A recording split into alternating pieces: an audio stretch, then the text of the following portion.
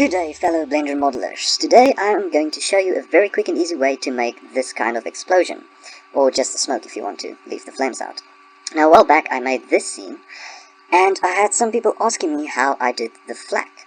As I did not do any smoke simulations for it, I modeled it as a solid object, which you can see here, that looks like this. Now, it should be noted that this cannot be used in an animation, obviously, because it is totally stationary, so if you want to render out a still image, this is a very quick and easy way to do this, and very adaptable too, because you can turn kind of any mesh into smoke in this way. So what I'm going to do now is I'm going to delete this and start a new project.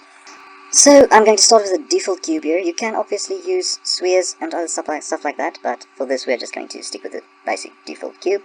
First thing we do is we add a subdivision surface modifier. Turn the render subdivisions up to 3, and so the viewports. Okay. Then we add a displacement modifier, and this is where the magic happens. We add one of them, create a new texture. For this I'm just going to call it T1, which is maybe not the best name, but you could use it, and put its strength to -8.300. That's something to start with. Then we go into the textures tab, we get that texture, we make it clouds, which is kind of obvious, and we start to get this kind of effect, which kind of starts to be the base of our explosion. Go back into the modifiers tab, add another modifier, again a subdivision surface, again let's make it 3 subdivisions, add another modifier, again a displacement modifier. This time though, we make a new texture, name it T2. We are going to use a different texture, we're not going to use clouds, we are going to use, select T2 there, and we're going to use Bironi. And put its distance to distance squared. That looks kind of horrible, but we'll fix that now. We put its strength to -0.7. Just a little small number. And we start to get this kind of shape. Just go and select the first texture again.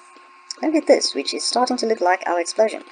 Then all we need to do is add another subdivision surface. Just like that. I might increase it to, say, 2 right there. Now at this moment we can start to use it as an actual explosion. I would like to rotate it around though, so I'm going to scale it in the Z-axis with -1, because it just looks better for me this way around. Then we go into shading.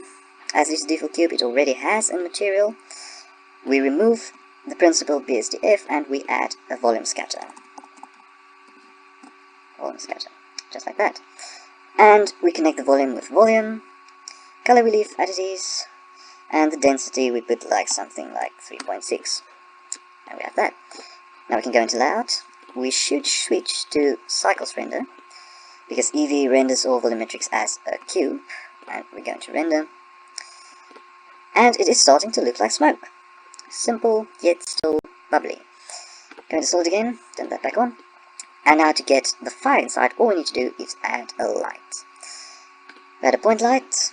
Go here, turn its wattage up to something like 500, should be good, make the color yellowish, and you should note that when it is in the center of the setup, no light really comes through here, because there's a lot of mesh surface in the center.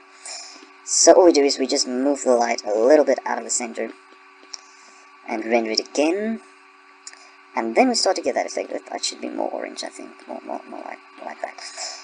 We can then also obviously duplicate and add more lights where you want it, as it suits you, and then we start to get that effect, which is kind of looking like smoke.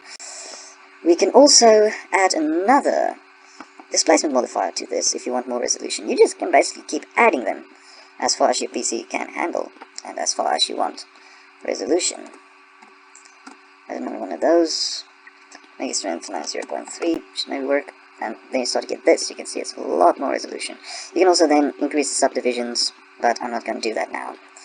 And you can look at this. Oh, another thing. By changing this top displacement, you can... wait, I'll take this one out. Yeah. You kind of shape the cloud. How far the explosion extends. The more negative it gets, the more vicious your explosion, if you sit like that. So you should just play around with these values.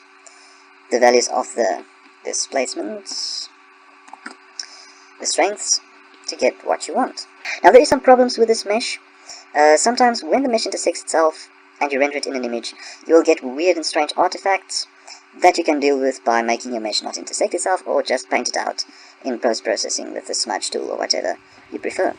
So yeah, that's it for now.